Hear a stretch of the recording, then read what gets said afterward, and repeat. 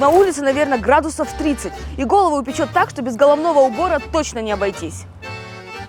Помните, какая актриса носила красную кепку? Правильно, Наталья Орейро в сериале «Дикий ангел», после выхода которого подростки начали подражать актрисе, а мир полюбил аргентинские сериалы. Но что может предложить Аргентина обычному туристу? Это я и хочу выяснить. Вы на канале Ян Буян, а я в Буэнос-Айресе. Поехали! Не столица, а калейдоскоп архитектуры.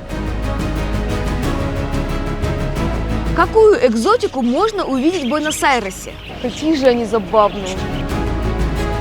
И правда ли, что танго тут танцуют на каждом углу? Хотела бы я научиться. Почему жить рядом с кладбищем здесь считают престижным? Они не закапывают, а герметично запечатывают гробы. А в некоторые городские районы даже полицейские идти боятся. Люди в магазины зайти не могут, вот торгуют из-за решетки. В этом выпуске я сделаю почти невозможное. Проберусь в самые криминальные трущобы страны. Прячьте камеру за пазуху, потому что очень опасно. И покажу вам и ужасное, и ужасно красивое. Спасибо тебе, рыжая чика. Пристегните ремни. Путешествие по родине Дикого Ангела начинается.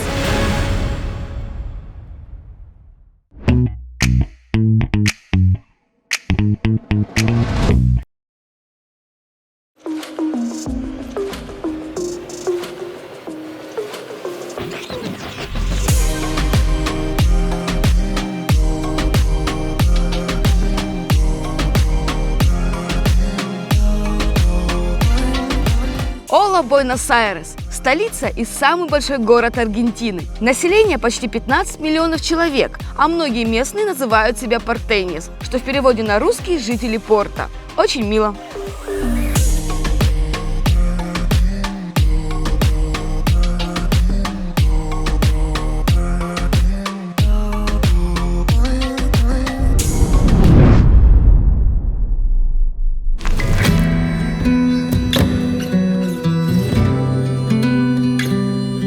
Кстати, сейчас аргентинская столица носит имя, которое сильно сократили, а когда-то она называлась так.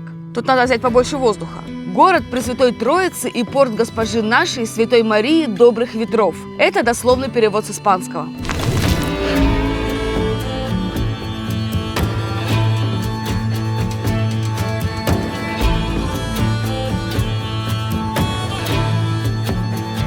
Жители Буэнос-Айреса очень любят собак, и здесь даже востребована профессия выгульщика этих домашних животных.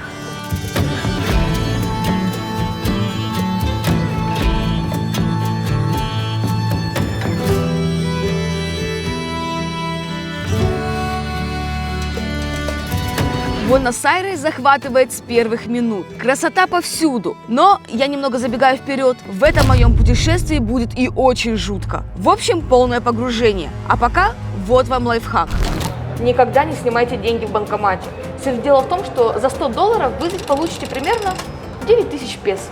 Еще я не советую рассчитываться при помощи карты в магазинах, в ресторанах и даже в отелях. Потому что можно поменять деньги гораздо выгоднее. Для этого вам нужно иметь при себе доллары и поменять их не в банке, а в обменнике. И тогда за $100 вы получите примерно 21 000 песо. Как вам такая разница? Ну а если у вас кончились доллары или вы, как я, их не взяли, то есть другая схема. Вы просто заходите на сайт Western Union, отправляете себе деньги с карты, а дальше идете в любое отделение, где получаете наличные по курсу еще даже выгоднее, чем в обменниках. Замечательно, поразительно. Гениально! И раз уж речь зашла о деньгах, наверное, стоит заглянуть в местный продуктовый. Удивительно, но мясо тут дешевле, чем шоколадные батончики. Почему так, разберемся чуть позже.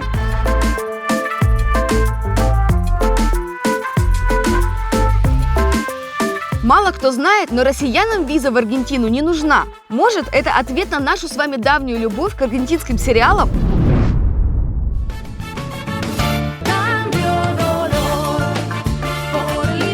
История о сироте, которая выросла в монастыре и влюбилась в богача, в конце 90-х покорила миллионы. Помните эту чудаковатую девчонку Милагрос, роль которой исполнила Наталья Орейро? По местам съемок сериала «Дикий ангел» в Буэнос-Айресе появились даже специальные туры. А вот тот самый монастырь, где выросла Милли и приходила советоваться с умником. Вы же помните, правда? А это на тот случай, если вы вдруг забыли. Ну давай, умник. Скажи правду. Хочешь, чтобы я стала монахиней? Да или нет? Если ты не скажешь, как я догадаюсь? А теперь сравните. Вот это здание на кадрах из сериала, а это в реальности. И где-то здесь можно даже разглядеть окна комнаты, где жила Милагрос. Только монастырь, где росла киношная Милли, в реальности университет. И после славы он пережил многое. 20 лет назад здесь был большой пожар, который уничтожил здание, и поэтому большая часть его сейчас в аварийном состоянии. Один из секторов все-таки восстановили, и сейчас там учатся студенты. Но если посмотреть, вот правая часть полностью разрушена. Да и сотрудники этого учебного заведения от российских паломников явно устали. К сожалению, здесь сидит охрана и внутрь не пускает. Но посмотрю хотя бы за забором.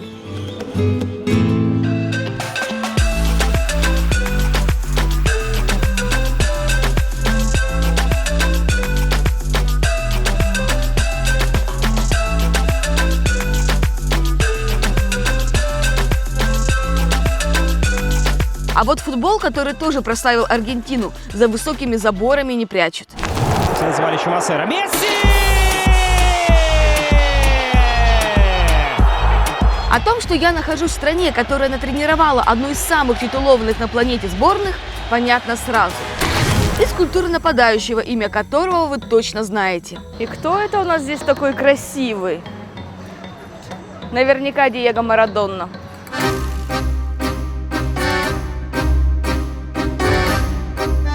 И третье, что вы точно слышали об Аргентине – страстная, свободная и безумно красивая танго.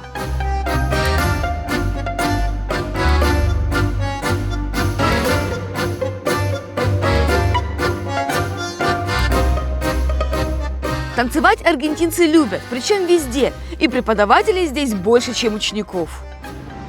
Хотела бы я научиться. Может быть, стоит попросить, и меня научат? А почему бы и нет?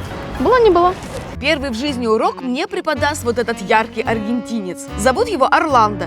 И когда смотришь, как он буквально летает с партнершей, кажется, что танцевать легко. А на самом деле...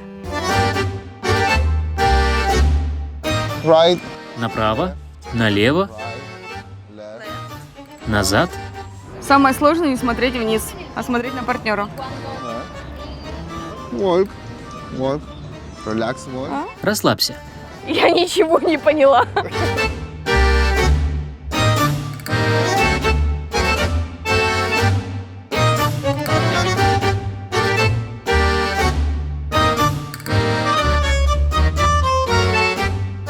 На мое счастье, не все здесь хорошо танцуют. Но какая бы подготовка у партнеров ни была, главное прижаться. А уж обнимаются аргентинцы с удовольствием. Thank you. Perfecto. Кстати, версий о том, как и в каком году впервые закружились под мотивы испанского фламенко, много. Но точно известно, поначалу это были не женщины. Se practicaba entre hombres, pero a la noche. Именно мужчины из беднейших районов придумали этот танец. Но практиковаться приходилось сначала между собой, а потом по ночам с девушками легкого поведения, потому что у них просто не было денег, а танцевать можно было бесплатно. Да, этот известнейший танец родился среди криминала и нищеты в одном из старейших районов Буэнос-Айреса – Ла-Бока. Вот он.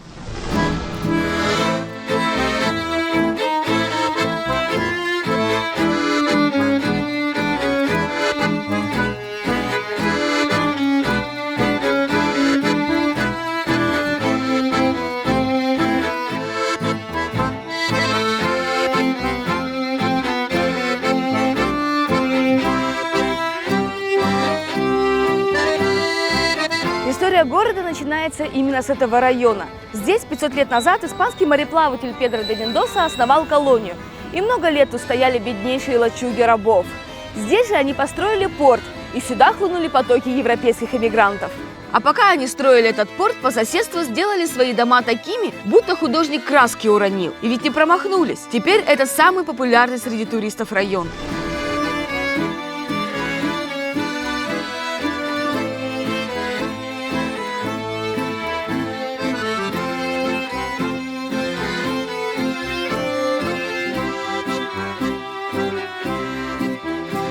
Но если приглядеться, дома сделаны из дешевых материалов, железа и шифера. Портовые жители и моряки строили дома из того, что было под рукой. Например, из дерева, которое они обивали железом и красили краской, которая оставалась после ремонта кораблей. Краски одного цвета не было, поэтому дома такие разноцветные. И со временем это стало фишкой этого района.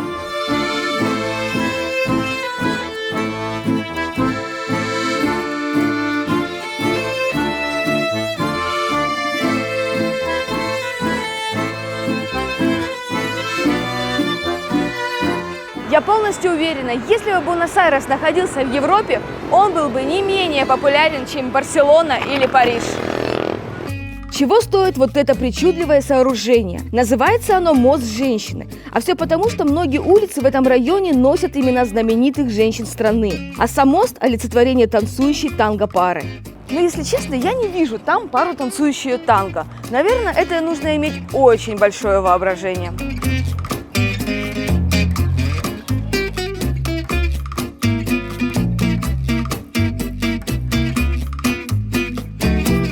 Да, в Буэнос-Айресе есть что посмотреть, поэтому я выбрала топ самых красивых и по-настоящему интересных столичных мест.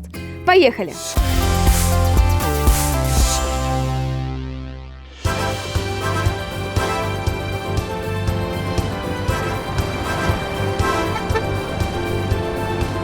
Ее длина свыше 8,5 километров. Вдоль нее построено почти 7 тысяч домов, а пересекает она 70 улиц.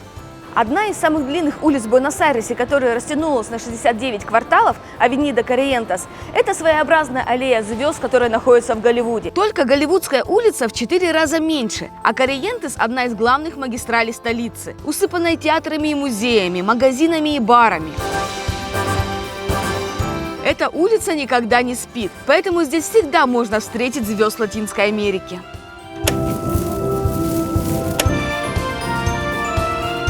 И вы же понимаете, какую звезду я хочу найти. Вот она, Наталья Орейро. Надо сфотографировать обязательно.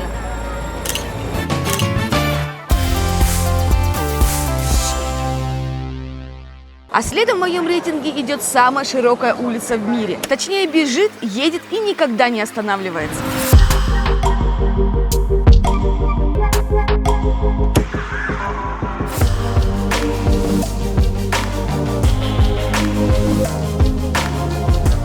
Ее ширина почти 110 метров, а это почти как футбольное поле. И говорят, чтобы ее перейти, нужно минимум 2 минуты. Ну что ж, проверяем.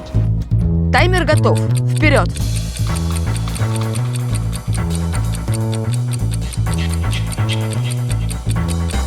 Ну что ж, прошло уже больше 1 минуты.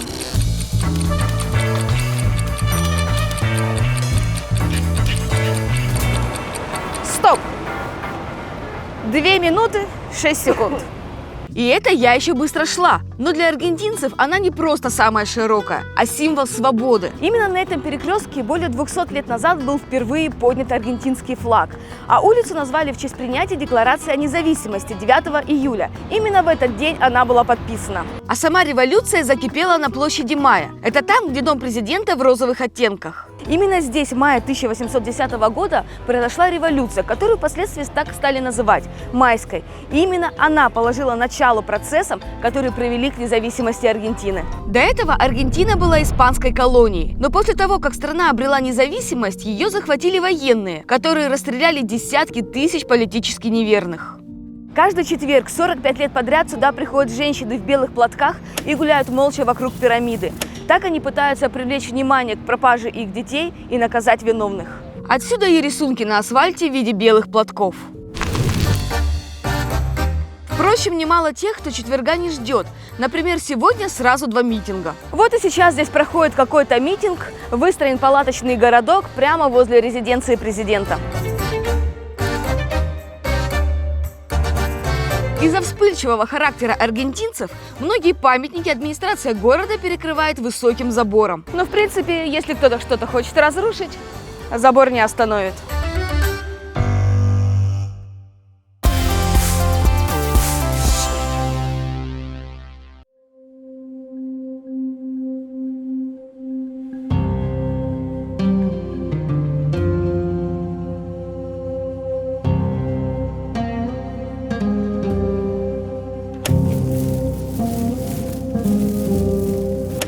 общем, вы уже поняли, здесь все по-крупному. Поэтому представляю самый большой в мире механический цветок. Совсем не изящных размеров.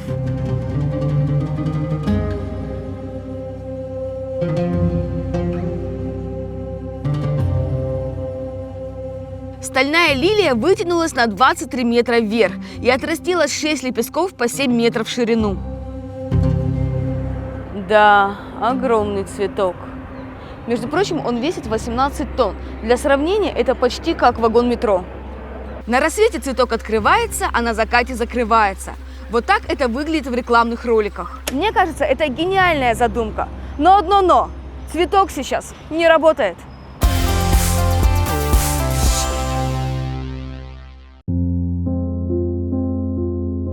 Такой книжный грех не зайти, тем более он считается самым шикарным по мнению туристов.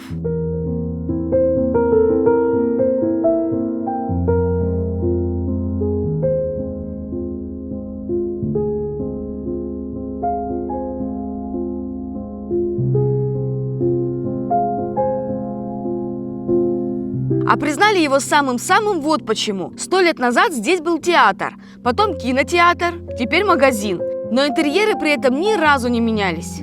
Вдоль стеллажей стоят мраморные колонны. Перила оббиты бархатом.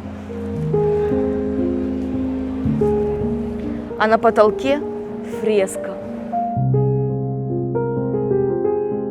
Так что сейчас в партере можно спокойно шуршать бумагой и читать книги вслух. Или попить чашечку чая на сцене. А возможно, когда-то здесь играли Гамлета.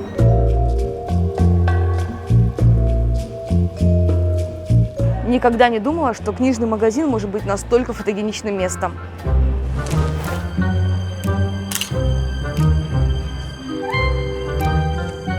И, кстати, подписывайтесь на мой инстаграм, там всегда все, что остается за кадром. Кстати, здесь я нашла самую необычную книгу. О, Мафальда. Нормальный такой комикс, большой. И не смейтесь, для аргентинцев Мафальда не просто персонаж, а 6-летняя девочка, которая рассуждает о Вьетнамской войне, ядерном оружии и холодном противостоянии США и СССР.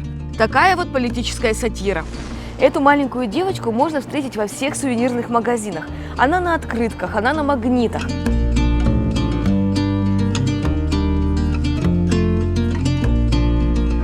Это я с утра, 100%. Пожалуй, куплю себе такой магнитик. В общем, это национальный герой. Да такой, что статую девочки в натуральную величину посадили 2 года назад возле дома ее создателя. Это мультфильм 1974 года, а очередь до сих пор стоит, чтобы сфотографироваться с персонажем.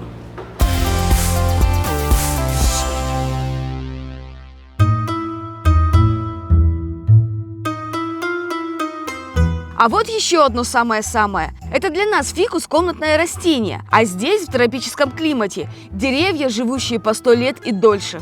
Да, вот это дерево. Между прочим, это самый старый фикус в Буэнос-Айресе. В этом году ему исполнилось 240 лет. То есть, получается, он пережил целых 3 поколения. Дерево настолько огромное, что под ним прячутся десятки людей от палящего солнца. А его ветки такие тяжелые, что могут сломаться. Поэтому специально для них подставили вот такие вот подпорки. А самую первую подпорку сделали в виде этого железного силача.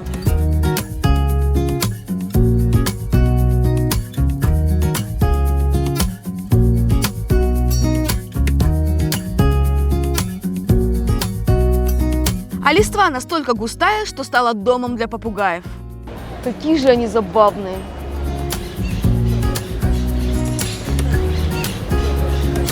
Я не могу привыкнуть к тому, что попугаи здесь как голуби. Их здесь огромное количество, и они такие громкие. И в городе есть традиция. Как только фикусу исполняется 200 лет, дереву дают имя. Например, это Гомер. Может, в честь мультяшного персонажа? Или древнегреческого автора Одиссеи? Спросим у местных. Я знаю это, но не знаю, в чем причина. Я не знаю почему. But why Гомер? It's like big. Гомер как бы большой, величественный. Короче, никто не знает. Оказывается, гомера по-испански каучуковое дерево. Такие вырабатывают вещество, из которого делают резину. Вот так-то.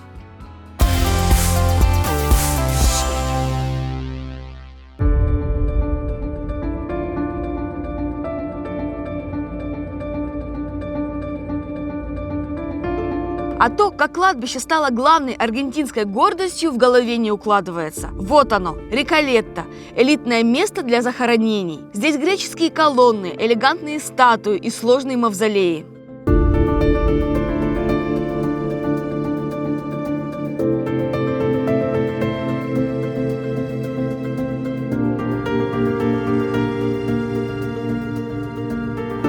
Интересно, что они не закапывают, а герметично запечатывают гробы.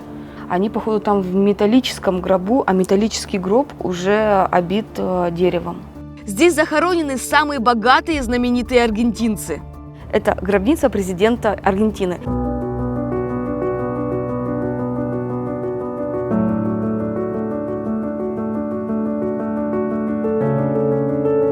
Да это же целый город размером с 3 Красные площади. Заблудишься на раз-два. И если не выйти к закрытию, то можно остаться ночевать прямо здесь. Так скажу я вам, перспектива. А квадратный метр тут стоит, как в столичной квартире напротив. Нам кажется это дико, но вокруг кладбища выстроены дома просто с космическим ценником. Для местной элиты считается престижным жить с видом на кладбище. Только вдумайтесь, за квадратный метр в элитном доме, который граничит с кладбищем и трущобами, аргентинцы выкладывают в переводе на наши по 250 тысяч рублей. Я не знаю, как вы, но я бы не хотела пить утреннюю чашечку кофе с видом на кладбище.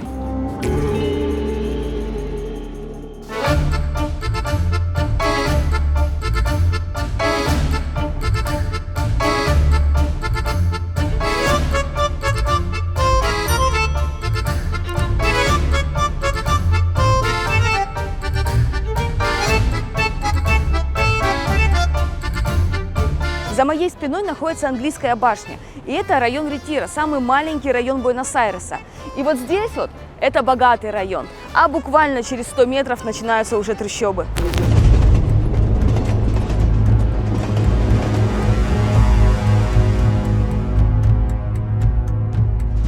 Трущобы – это вообще отдельная тема. Ведь в стране 5 миллионов нелегалов, то есть 10% населения. И практически все живут в нищете. В районе Ла-Бока стоит свернуть с пестрой улицы Каменита, как сразу видишь совсем другую картину. Местные признаются, это только на улице Каменита днем все так ярко и весело, а вот вечером в районе процветает криминал. Подошел дедушка и сказал: будьте аккуратны, прячьте камеру за пазуху, потому что очень опасно. И теперь вопрос, что делать? Нужно снимать, а получается, что даже местные жители предупреждают об опасности. Но район Ла-Бока молча стоит в сторонке по сравнению с самой большой и опасной трущобой, которую от дорогого района отделяет только железная дорога. Вон там, за железнодорожными путями, находится самый опасный район Буэнос-Айреса. Называется он Виллас 31. И вы представляете, я пыталась найти сопровождающего, кто мог бы меня туда отвезти. Но никто не хочет, все отказываются. Все они говорят, что там очень опасно, и мы не хотим рисковать вашей и своей жизнью. Сюда нелегально приезжают самые бедные из Перу, Парагвая и Боливии, которые получают копейки. И грабежи и убийства тут в порядке вещей. На этом мосту всегда дикие пробки, и грабители из трущоб пользовались этим. Они грабили водителей и пассажиров.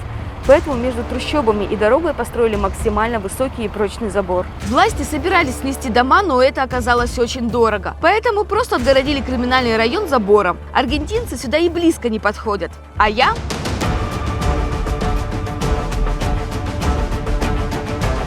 Я сняла свою любимую цепочку на всякий случай, чтобы ее не сняли. Держим пальцы. Еще раз скажу, гулять по этому району очень опасно.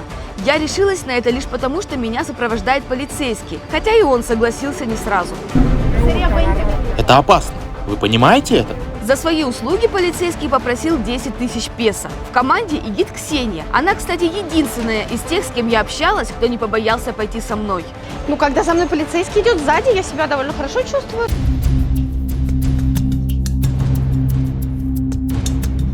И вот первый шок. Прямо на земле в куче мусора живут люди.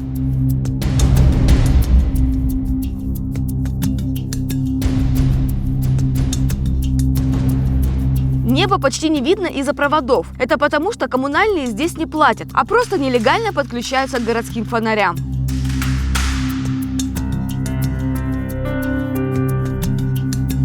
А магазины для безопасности заколачивают толстыми железными решетками. Люди в магазины зайти не могут, вот торгуют из-за решетки.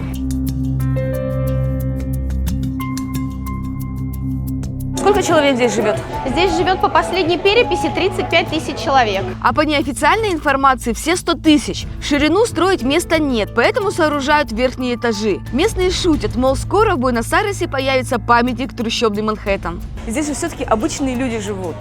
Я вот смотрю, все вроде бы пока спокойные, добрые, но внутри все равно все дрожит. Пока при виде камеры некоторые даже улыбаются, но мы еще не знаем, что нас ждет. Или платите за съемку, или проваливайте. Этот мужчина, увидев камеру, за кадром начал угрожать, и полицейские настаивают уйти. Я вас провожу, но вы обязательно напишите мне, что вы в безопасности.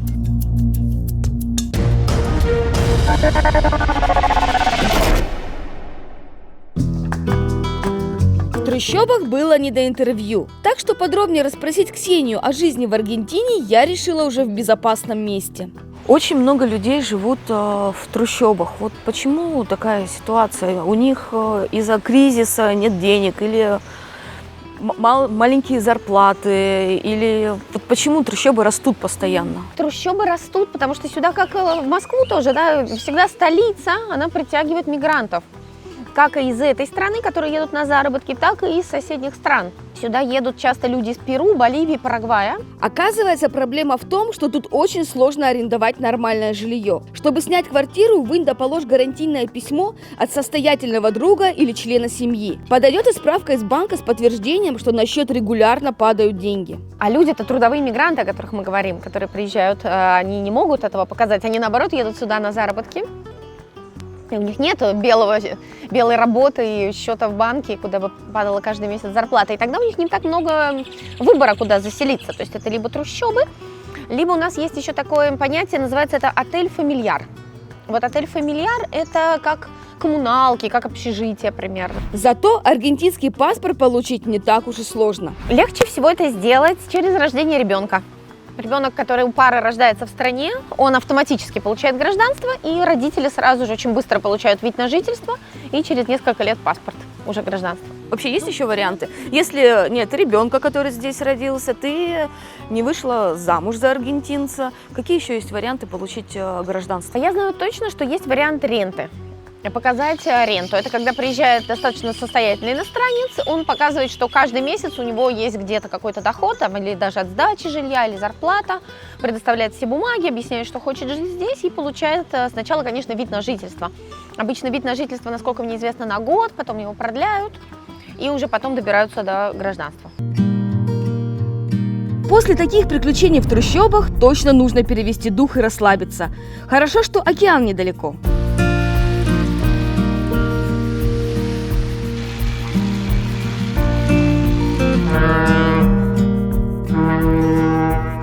Я беру полотенце и иду купаться. А тропа идет через заповедную зону, полную бабочек-гигантов. Смотрите, какие белые большие бабочки летают. Ну, они прям огромные, как будто туалетная бумага летает. Вон, смотри, вот, прям. И маленьких, и очень пугливых варанов. Извините, пожалуйста, можно мне дорогу перейти? Я вас беспокоить не буду, я вот здесь, вот в сторонке, хорошо? Да вы не пугайтесь, да что ж вы такой пугливый-то, такой красивый и пугливый.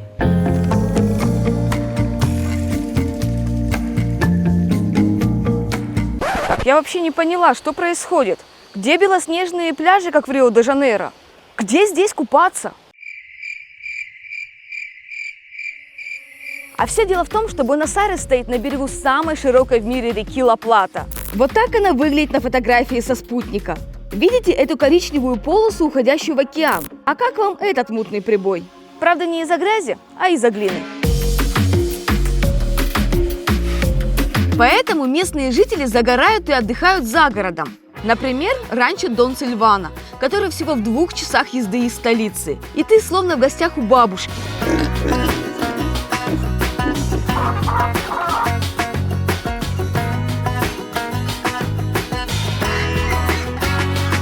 Только вместо овец на поле пасутся ламы. Яйца несут не куры, а страусы. А гостей встречают не лающие собаки, а разговорчивый попугай.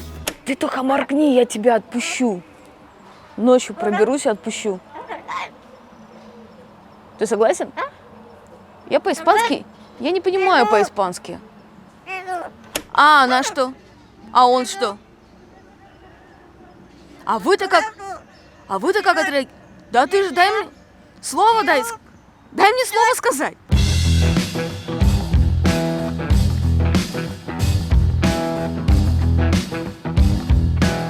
Это ранчо аргентинских ковбоев. Точнее, как их называют, гаучо. И они потомки индейских женщин с европейскими переселенцами. Лошади тоже имеются. Какие-то вы необщительные лошадки. Можно погладить? Ну и ладно.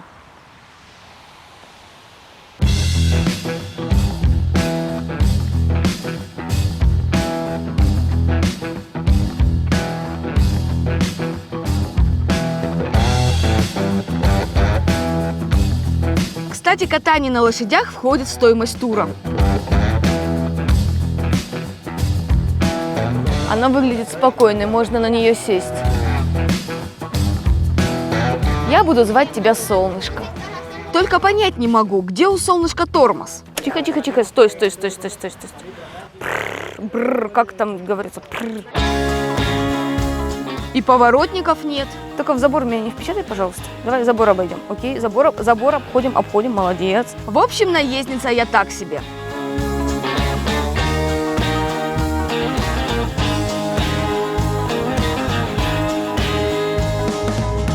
Ой, аккуратно, аккуратно. Не убей меня, я не сделаю больно тебе. Давай мы будем жить дружно, да, мы... Дружба, кажется, случилась. Точнее, любовь. Спасибо тебе, рыжая чика. После катания конное шоу. Бравые гаучо соревнуются, кто круче. И на полном скаку снимают кольцо тоненькой палочкой.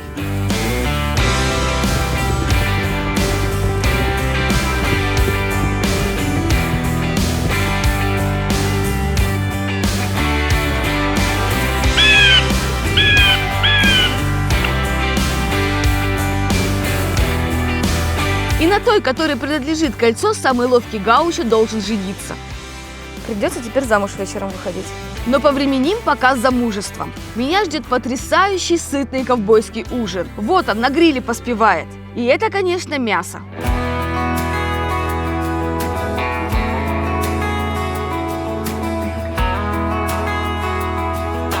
Аргентина – сельскохозяйственная страна, поэтому еды она производит гораздо больше, чем может потреблять. Поэтому мясные деликатесы тут стоят копейки. Например, сочный стейк в переводе на наши деньги всего 210 рублей. Конкуренция среди производителей мяса высочайшая.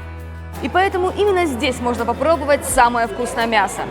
Что я собираюсь сейчас делать? Несите. Сначала подают какую-то колбасу.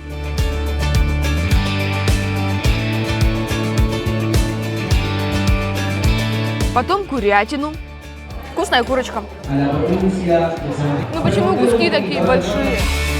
Затем говядину. Можно мне самый маленький кусочек? И это самый маленький, да? Ну дела.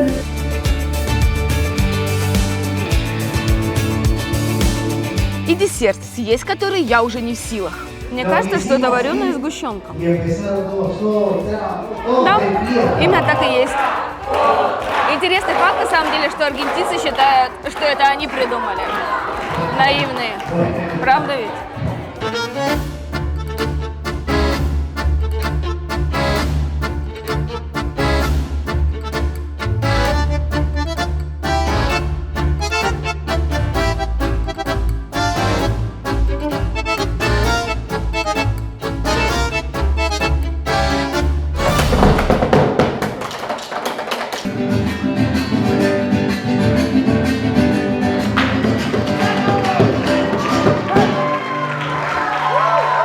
Muchas gracias.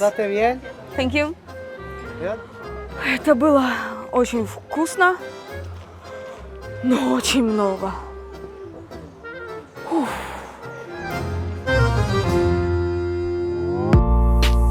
Por todo yo brindo, desde lo feo hasta lo lindo. Tú eres una prueba que el mundo a mí nunca me brindó. quería casarme. Yo tan loco en ilusionarme, creyendo en tus besos y tus caricias. La verdad no fue el culpable. Ay, todo tiene un propósito y dejarme será solo uno más. 3 слова, которыми я могу описать Буэнос-Айрес. Ярко, контрастно и сытно. А местные люди, как и их сериальные герои, не перестают танцевать даже в самые плохие времена. Такая она, душа испанцев, которые получили тут американскую свободу. Вот и подошли к концу мои столичные каникулы. Но приключения продолжаются. И совсем скоро я вам покажу аргентинские чудеса света. С вами был канал Ян Буян. Подписывайтесь, ставьте лайки и оставляйте комментарии. И помните, со мной вы будете скучать по местам, в которых еще не бывали. Пожалуйста, поставьте лайк.